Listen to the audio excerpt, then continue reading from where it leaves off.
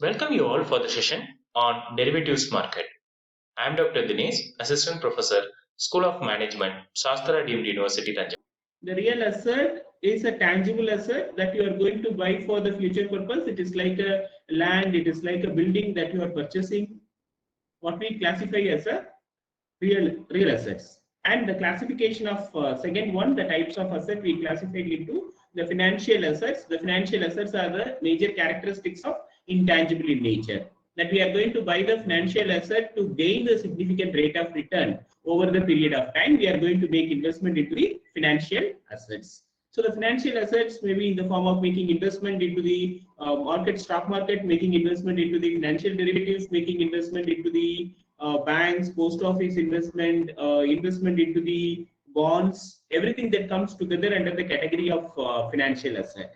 So hope you know the classification of asset. Why we are talking about the classification of asset, you need to know that what are the purpose in which the investor is going to make investment into the market. Okay, so that they are going to invest into the class of asset. The classification of asset are classified in the form of real assets and financial assets. Okay, so this is one important aspect that you need to know. And the second important thing that you need to know about the rate of return generated in the market. At the particular stock, how much the rate of return has been generated. Share for rupees 100, I'm going to sell it in the market for 120 rupee. What's the rate of return generated for this particular transaction? Okay, it means what? 20% the rate of return has been generated. So what we classify the rate of return into the two major category. It is the classification of capital appreciation and current returns. So what is capital appreciation? Is a difference between the purchasing price and the selling price. Difference between the purchasing price and selling price. So in this particular example, what I did, I just purchased the stock for rupees 100 and I sold that particular stock for 120 rupees. So what is the difference between the purchasing price and the selling price? So the 20 rupees is the difference between the purchasing price and the selling price divided by the purchasing price. So the 20 rupee divided by 100 rupee, or the 20% is what? The rate of return is a capital appreciation, what I have received out of the asset, what I received out of selling of that particular asset in the market. So this is one set of classification, what we have the capital appreciation. And the second component of the rate of return we classified as the current returns. So whatever the return generated, the returns accumulated by holding that particular asset, what we call it as the holding period returns. We otherwise call it as a holding period return. So how much or how long you are holding that particular property or that particular asset, you entitled to receive the benefit which are generated out of that particular asset. Say for example, if you are holding the shares, equity shares, the dividend is distributed by the company, what we classify as the current returns. So by holding that particular asset, you entitled to receive some benefit. So if you are holding the equity share, you might receive the benefit of dividend. It may be the final dividend once it is declared after the annualized profit, or after the financial year, if that the particular dividend is declared, what we call it as annual dividend or the final dividend, or the dividend may be distributed in between of two final dividends. We call it as interim dividend. So abnormal profit realized by the company may distribute the profit in the form of the dividend, that the dividend is distributed before finalizing the profit or before preparation of the accounts, that going to be given what we call it as interim dividend. In between of two final dividend, it is distributed. So this is the basic thing that you need to understand. Say for example, like you are holding a bond, debt instrument, what you entitled to receive, you entitled to receive the interest out of that. Entitled to receive the interest out of that. Okay, so these are the things what we call it as the current assets and the capital appreciation. So what is the difference between the current assets and the capital appreciation? The current assets, current returns are the returns which are generated by holding that particular asset, or whatever the return generated by the particular asset, by holding that particular asset, whatever the return generated, we classified as a current returns. And the capital appreciation you may get out of selling that particular asset into the market. Selling that particular asset into the market, whatever the return you might receive, we call it as capital appreciation. So a simple thing, just I would like to explain. I just have purchased the shares from ITC Limited. You take 200 rupee. I purchased the shares from ITC Limited. I sold the same for 240 rupees.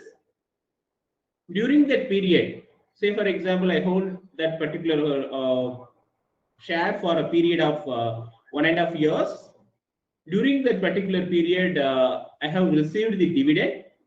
The dividend of 10 rupees I have received. Dividend of 10 rupees I have received. Okay. So in that particular category, purchasing price of share is 200 rupees, selling price of share is 240 rupees. During the period, you have received the dividend of 10 rupees. During the period, you have received the dividend of 20 rupees. So in this case, what is capital appreciation? The capital appreciation is a difference between the purchasing price and the selling price. So the purchasing price is 200 rupees, selling price is 240 rupees. So the 40 rupees is what the capital appreciation, one thing.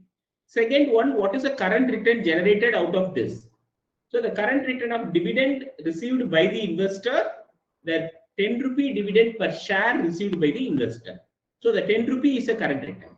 So the 40 rupee is a capital appreciation and 10 rupee is a current return received out of the particular transaction. So what would be in terms of percentage? You might take in terms of percentage, how much the rate of return generated. So normally what we calculate the closing price or the selling price minus purchasing price divided by purchasing price for calculating the capital appreciation. So 240 minus 200 divided by 200, it is 40 divided by 200. So what is 40 divided by 200 is a 20%. 40 divided by 200 is a 20%. So the 20% is a capital appreciation, one thing. Second one, that you need to know that the current return of 10 rupees received. So the current return divided by purchasing price. So what is purchasing price? 200 rupees is a purchasing price. What is current return? 10 rupee is a current return. So 10 rupee divided by 200 rupee. So what is? It is about the 5%. 5% is a current return. So what is overall return generated by the particular asset? The overall return generated by the particular asset is calculated capital appreciation plus current returns. So the capital appreciation of 20% plus current return of 5%. The 25% is the overall return generated by the particular asset, financial asset, what we call it as a financial asset. So hope you understand, whenever the investors wants to make investment, they will be comparing the investment alternatives for going to make investment. So that the investor is going to make investment, we classified as the investment into the assets.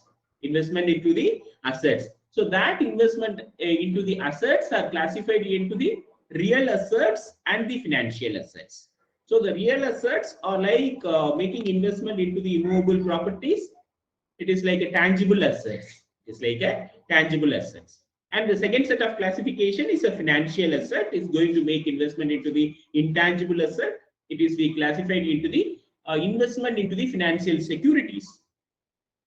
It is in the form of marketable securities. It is in the form of non-marketable securities. The investments are proposed by the investors. Okay. So the term you need to know, the next important thing you need to know about the term securities. Okay. So what is the term we are using a security? Okay. Any idea about the term securities or financial securities? Any idea? Like the term of securities, which includes stock, debentures, bonds, everything that together comes under the category of financial securities. So the investors are also wants to make investment into the securities. Okay?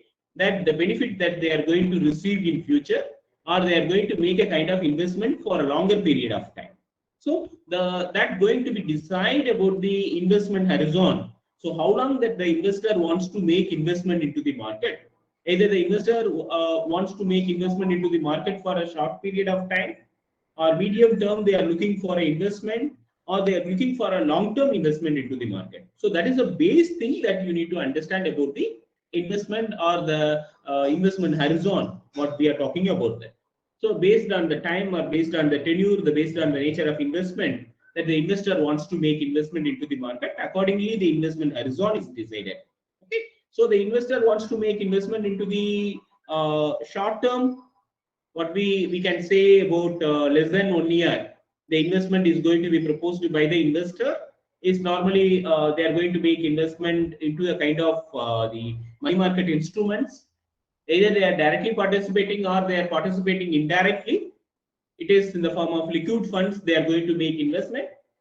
The liquid funds is a category of the mutual fund schemes where they are going to make investment into the market, where they are not directly participating for purchasing of the money market instruments directly. Rather, they are making investment into the asset management company. That asset management company is going to invest into the liquid funds in the market. It is like treasury bonds, treasury bills, certificate of deposit, commercial papers, repos.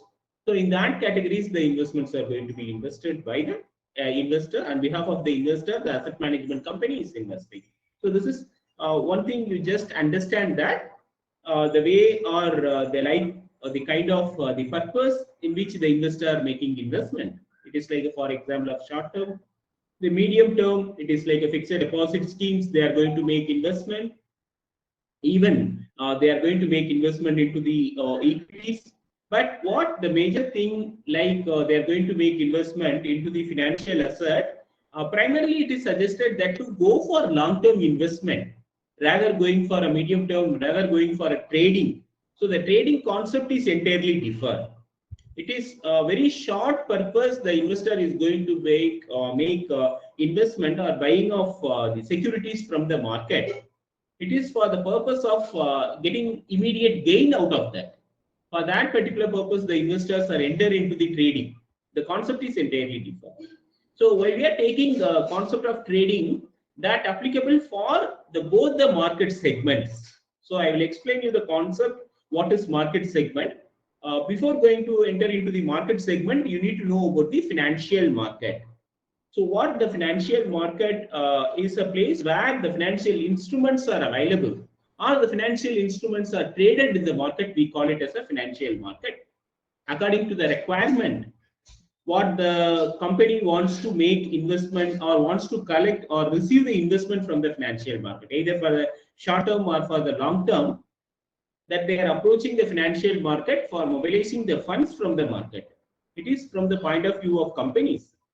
From the point of view of investors, investors are going to make investment into the market according to their tenure of investment. It is for a short term or medium term or long term. They are also approaching the financial market for making investment. So the investors investing into the market, that investment is going to be used, or that investment is going to be mobilized by the enterprises, or the companies are receiving the funds from the market.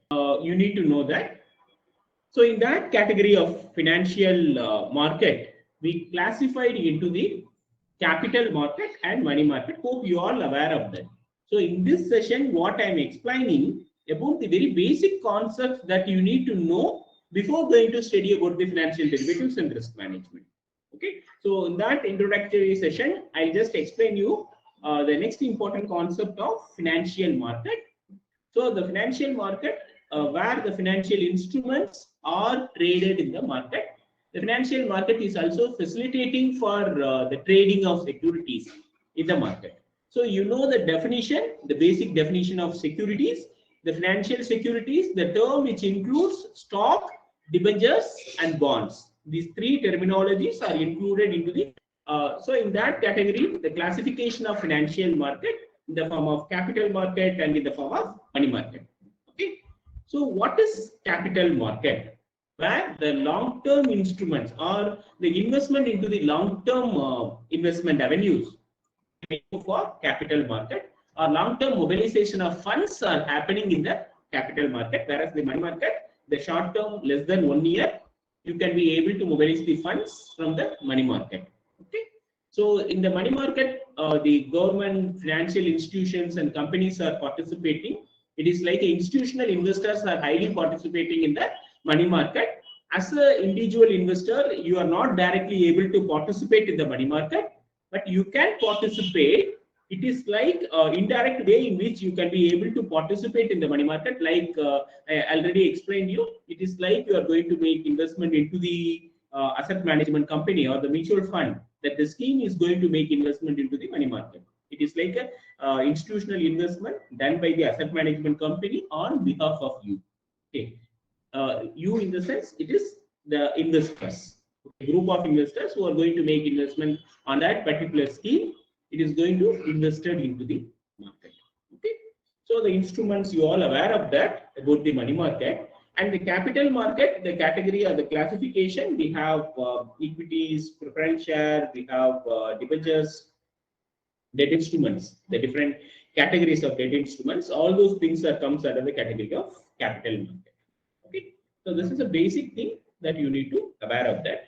And one thing you need to know in the financial market, we classify for each and every market, like we have capital market or we have money market. For both the category, we have primary market and secondary market. Hope you understand the meaning. The classification of market in the capital market, you can take equity share, preference share, you can take debentures. You can take the money market. There are different instruments are being traded in the money market.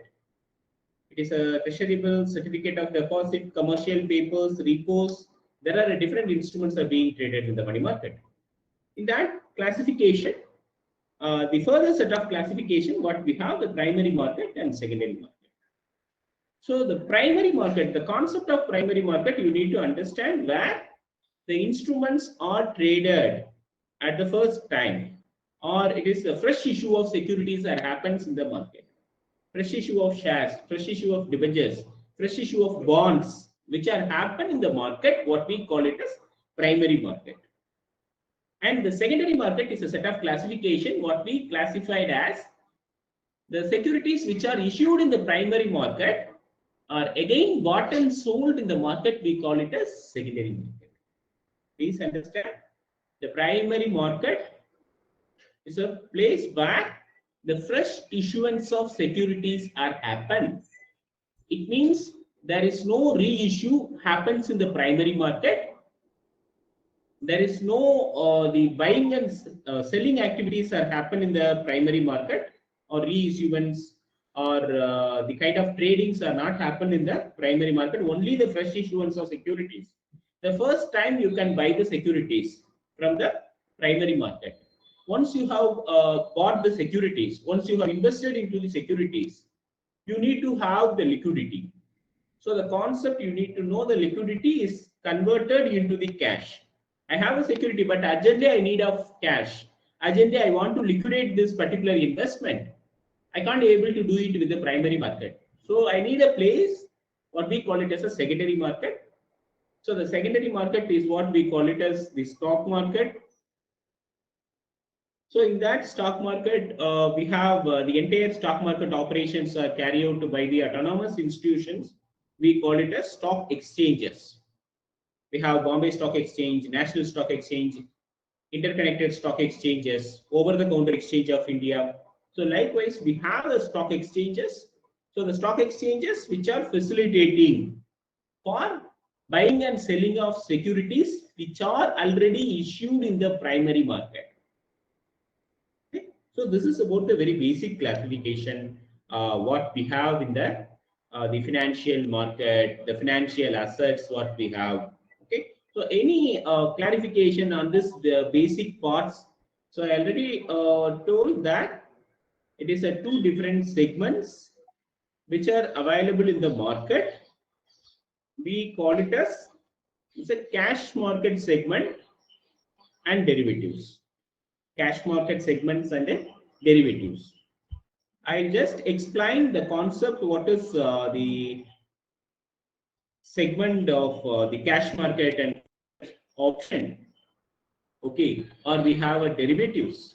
Before that, I'll once again just going to give you the very basic things that you need to understand, or having some some idea about the prerequisite things which are needed for the financial derivatives or enter into the concept of derivatives. Okay, so this is a basic thing. So you know that the primary market and secondary market. So the primary market, only the fresh issues are happen. Like for example, if you are going to issue the equity shares in the market, so what are the methods are available for issuance of equity shares in the market? So like the share may be issued in the form of if the particular company is at the very first time they are going to issue the securities in the market, they are going for initial public offering, or they have already issued the securities in the primary market. It means already issued the IPO.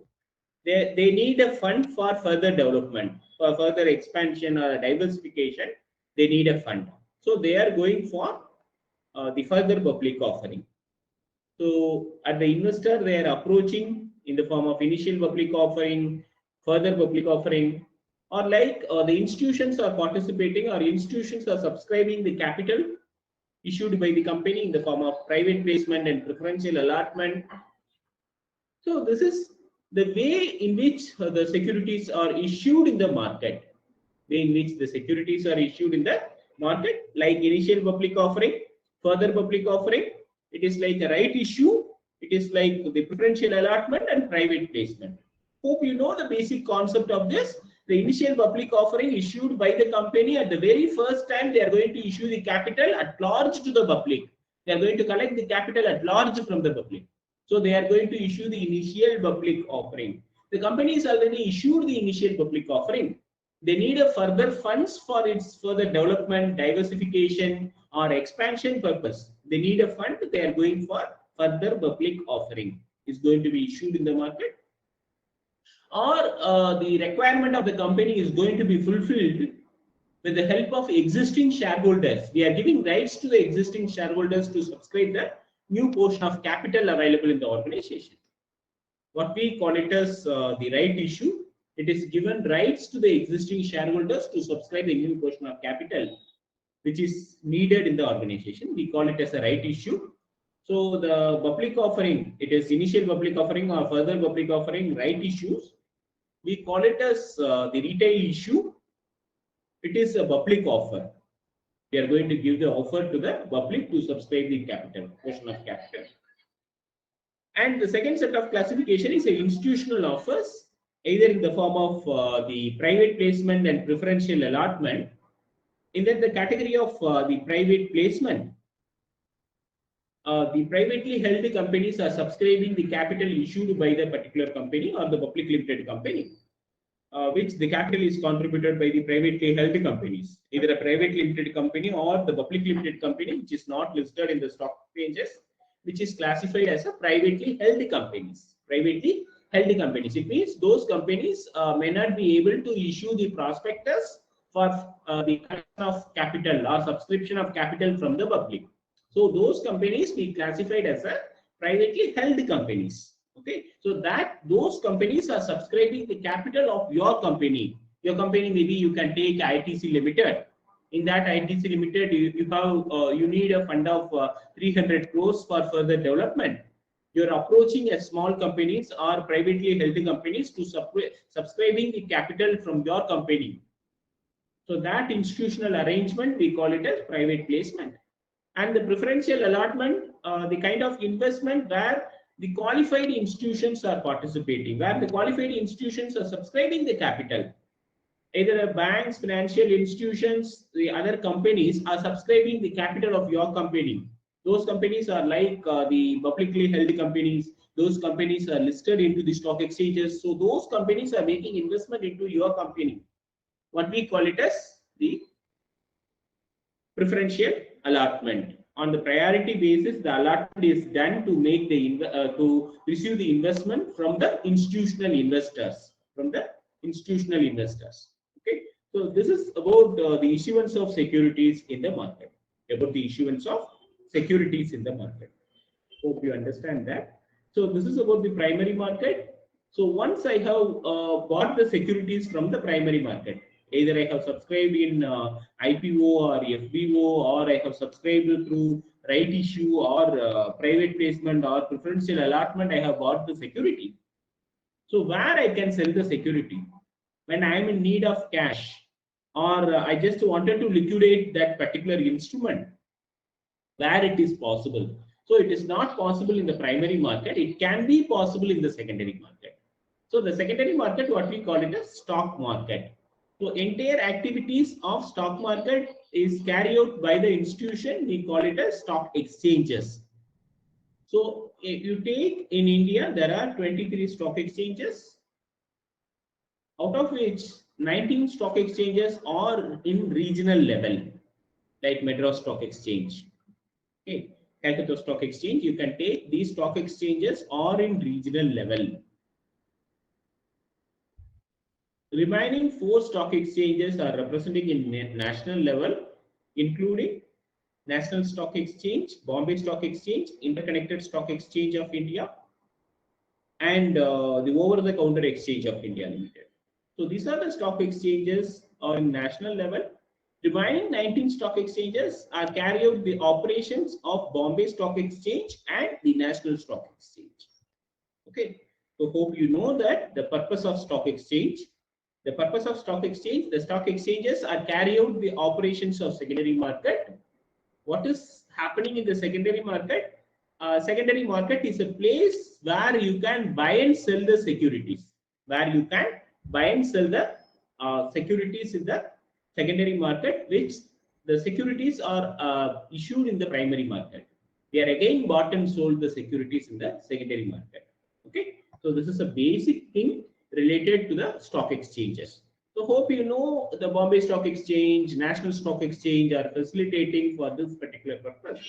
So this has happened primarily what we have in the cash market.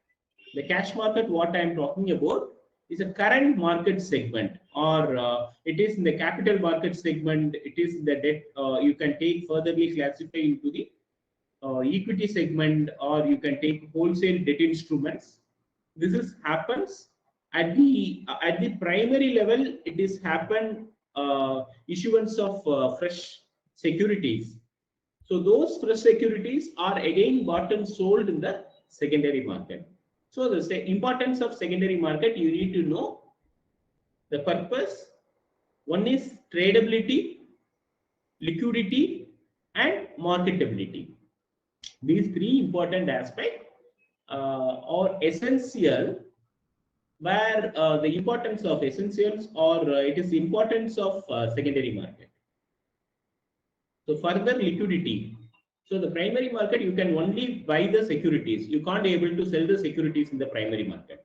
So the secondary market is facilitating for selling of securities in the secondary market. So you can be easy to sell the securities in the market. Instantly you can sell the securities in the market. Fraction of second you can sell the securities in the secondary market. So that happens. What we have, the liquidity is ensured, one thing. So the liquidity is conversion into the cash, easily converted into the cash. So the liquidity is ensured by the stock exchanges. Tradability, it is buying and selling of securities facilitated by the stock exchanges.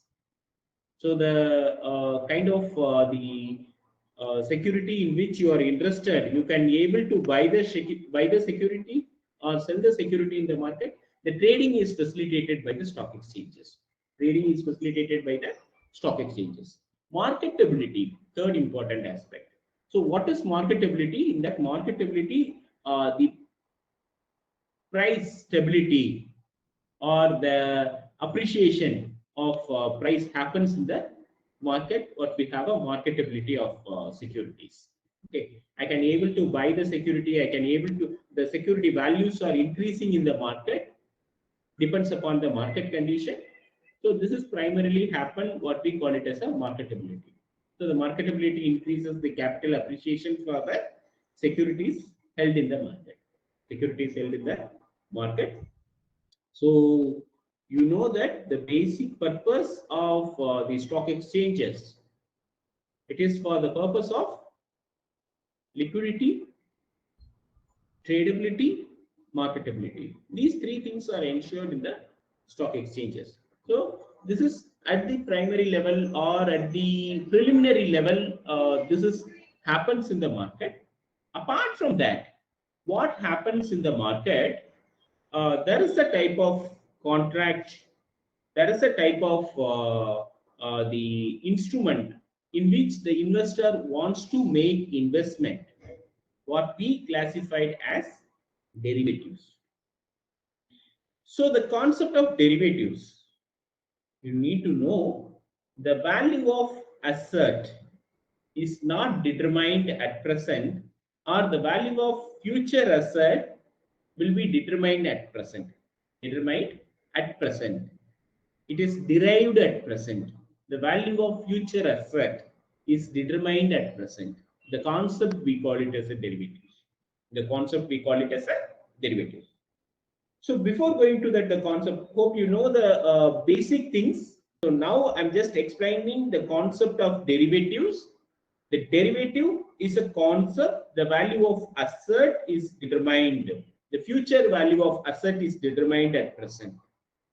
Future value of asset is determined at present. The concept we call it as a derivatives. The concept we call it as a derivatives. Okay, it is deriving. I just derive the value of asset. Okay, how the value of asset is determined is based on the current market conditions, the current requirements in the market. What would be the current market demand? What would be the expected supply in the market? So based out of that, what it is determined the value of future asset. The value of the future commodity. The prices are determined at present. So that the concept we call it as derivatives. So the derivative is not a new concept. You please understand the concept of derivatives that exist prior to the 200 years back. That the kind of concept which started in the market. Okay. So what about the derivatives? Where the concept is developed? So you need to know there are the number of agricultural commodities which are produced by the farmers. What might happen over the period, the price of commodities that fluctuating in the market. So highly what the farmers are suffering out of this particular thing, instability of price for the commodities produced by the farmers in the market. So they are facing a kind of crisis. So what they thought, they bring a kind of concept into the market, we call it as a derivatives. Okay. So what happened, there are different commodities produced by the agricultural commodities produced by the farmers. At the time where they enter into the producing of agricultural commodities, the price level is differ. Once they have produced the agricultural commodity, the price is differ. What we call it as the variation in price level for agricultural commodities. So that is, we call it as the variation is an instability. At that time when the kind of they have entered into the production of agricultural commodity. Say for example, at that time the per kg of the commodity is available in the market for 50 rupees. At the time they enter into the production, once they have produced that particular commodity in the market, that the price level of that particular commodity is 70 rupees.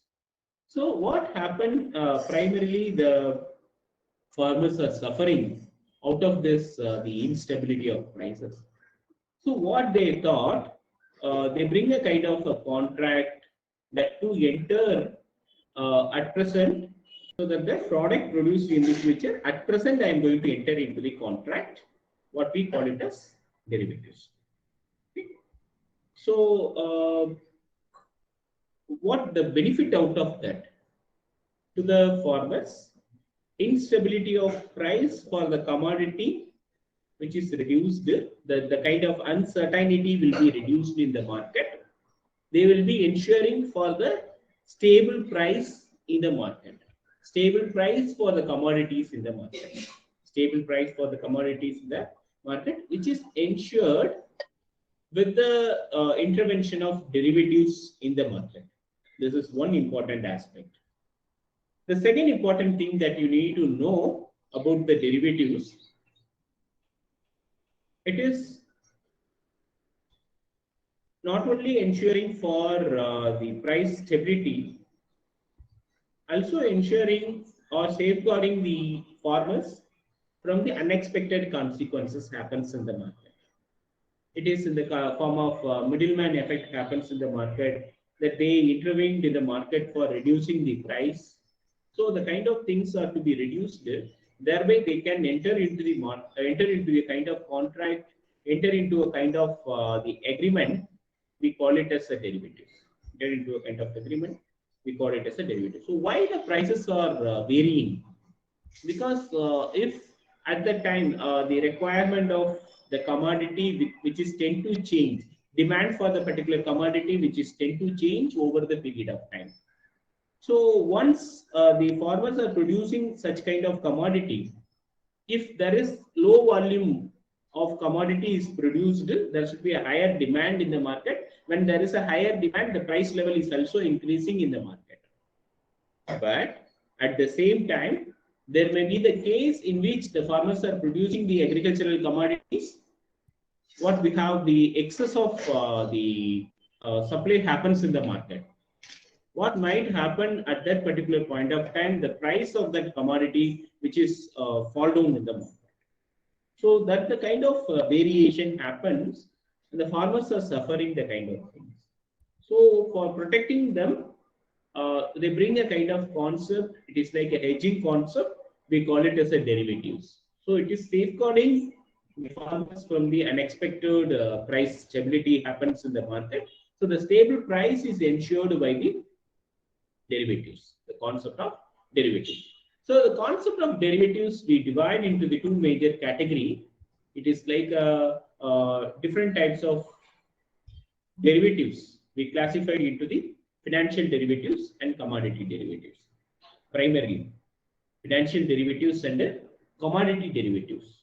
So what is commodity derivatives? The future value of commodity will be determined at present based on the prevailing market condition, based on the current demand prevailing in the market, what would be the expected supply happens in the market, what would be the current market price of those commodities which are available in the market. So based on that, the factor which will determine the future price of that particular commodity in which you are going to enter into the kind of contract, what we call it as commodity derivatives. And later, what we have of financial derivatives. In that, the concept of financial derivatives, what we have, the value of financial asset, which will be determined at present. Future asset, which will be determined at present. What we call it as financial derivatives. It is if you have entered into a contract for purchasing of shares of a particular company in a future date, but the contract is executed at present. I'm going to buy the 100 shares of ICICI Bank Limited during October 10. I'm going to buy the share. So I've entered into the contract at present. I'm going to buy the share of ICICI Bank Limited for 800 rupee at that particular period of time. So I've entered into the contract at present. So this type of contract, what we call it as the financial derivatives. So the base thing you need to understand the commodity derivatives and financial derivatives. The further classification, what we have the currency derivatives. Enter into the contract where you are going to buying or enter into the contract for purchasing of foreign currencies at the future price is determined at present. Future value at, is determined. Future currency value is determined at present. The currency derivatives. Okay. So likewise, what we have the derivative, the concept of derivative, and the classification of derivative. This is basically. And the second set of thing, what we have the risk management. So hope you know the concept of risk management. It's about the uncertainty, how we are going to overcome the uncertainty.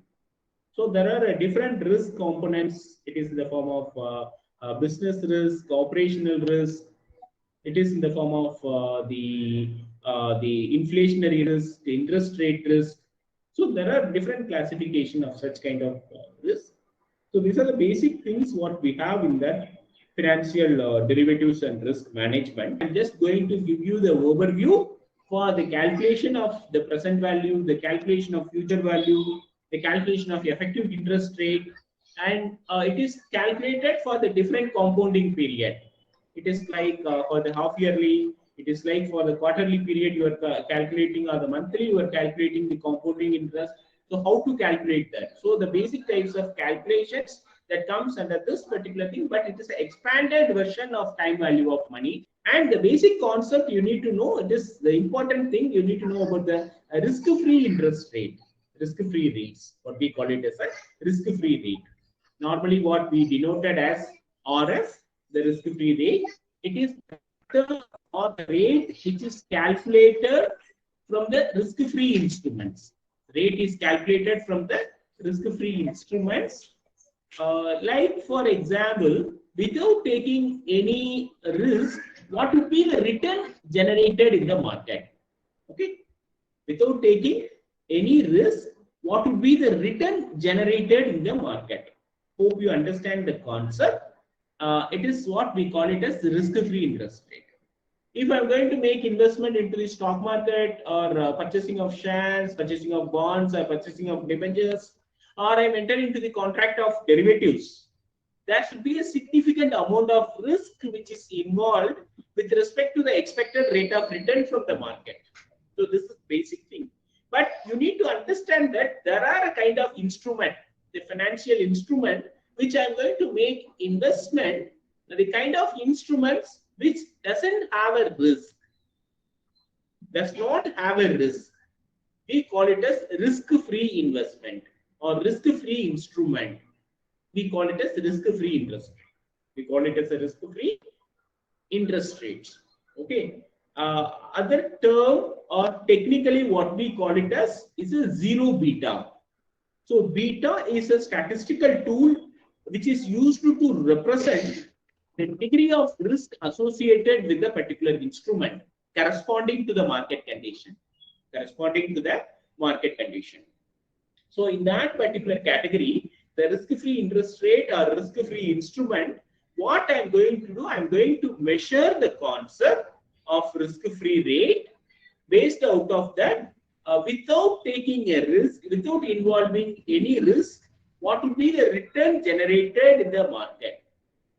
Okay, but you are making investment into the stock market or bonds or debentures or derivatives, you assume a kind of risk. You have an amount of risk, significant amount of risk. But there are investment which predominantly doesn't have any risk. So what are those investments, or what are those investment avenues?